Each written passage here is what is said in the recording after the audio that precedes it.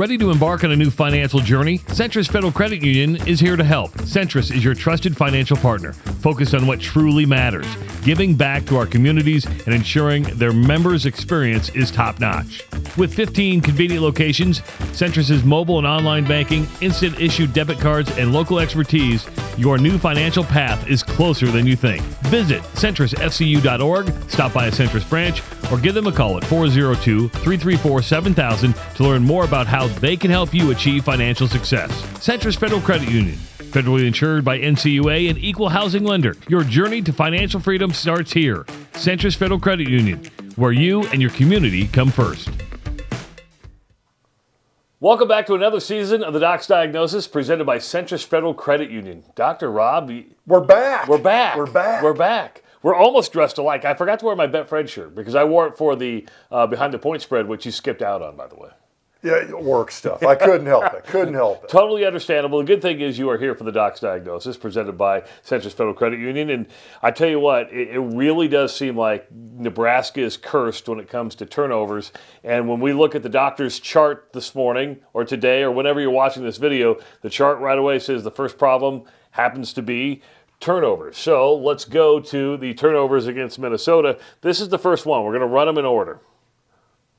And so this is that first pass of the game, or not first pass of the game, but the first interception of the game. And kind of the one thing, there's two things I want people to start looking at on these turnovers. One, you got to watch Sims' head here. I mean, he telegraphs his throws. You don't see him reading through progressions. The bigger thing on this one, and I thought this was actually the bigger problem, is the pressure he gets. And on this one, Corcoran here at left tackle, and I do think Turner's made a lot of progress latter part of last season coming into this year. The thing is, though, until they get a healthy Teddy Prohaska back, this is going to be a problem because I'm convinced Turner's a potential NFL offensive guard. He is not a left tackle. And when you look at that space between him and the quarterback, this left side of the pocket ought to be out here. If you're the quarterback and the pocket's out there, you got plenty of room.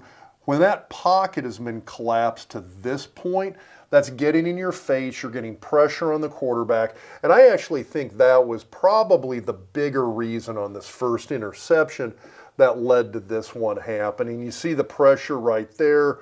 Sims gets hit. He was kind of really honed in on Billy Kemp there on that play, though, as well. But I thought the bigger thing on that particular play was the pressure on the quarterback. This is the one right before the half. Now, on this one, this is one, again, what I want people to look at where Sims is looking.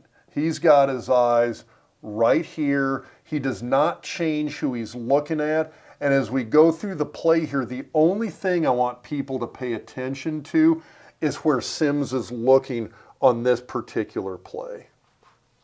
Telegraphed. That head didn't turn at all. He's looking right at that spot the entire time.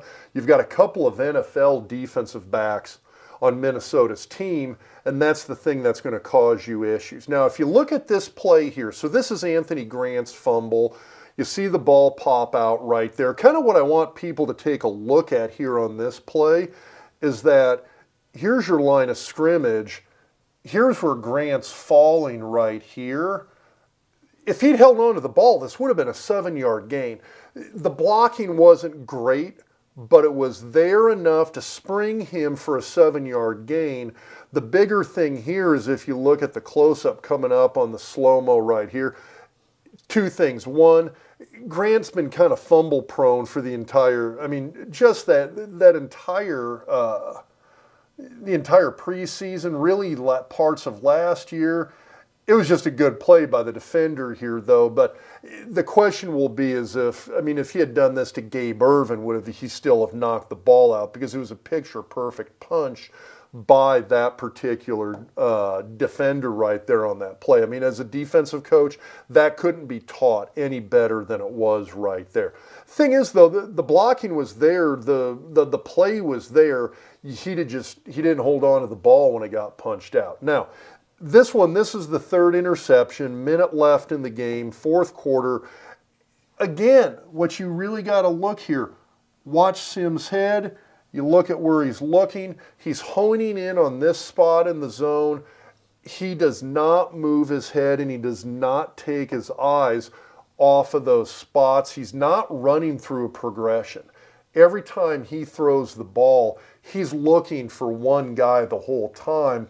And if you've got a couple of NFL guys on your defense, they're going to pick up on that really quick. And by 1 minute left in the fourth quarter, those guys knew exactly what Sims was doing, and all they had to do was just follow his eyes. He was going to take him to the ball every time. Bigger question is it fixable? Because he had this problem at Georgia Tech last year. Is it fixable? And it seems to be a problem with Nebraska quarterbacks dating back a couple years. Yeah, it's tough. I mean, I do worry about it because that's the kind of thing that doesn't get fixed overnight. It's not one of those, we just got to work on this and going from week 1 to week 2.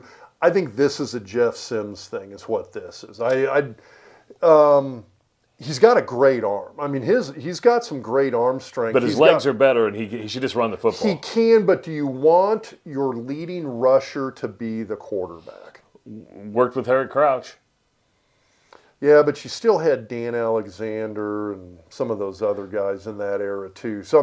You got to have somebody helping to shoulder that particular load. Otherwise, we're going to be with Heinrich Harburg, who's a great athlete. I liked him at running pass patterns on Thursday night more so than I think I'd like him at quarterback. But you're going to end up with somebody other than Sims if all Sims is doing is running the ball, just because you're going to take a pounding. And even as big as he is, few games into the season, if he's still the leading rusher, that's a problem. So the diagnosis is the turnovers continues. The solutions or the prescription, well, it doesn't look good because it takes a lot of work just to break that habit of telegraphing those passes.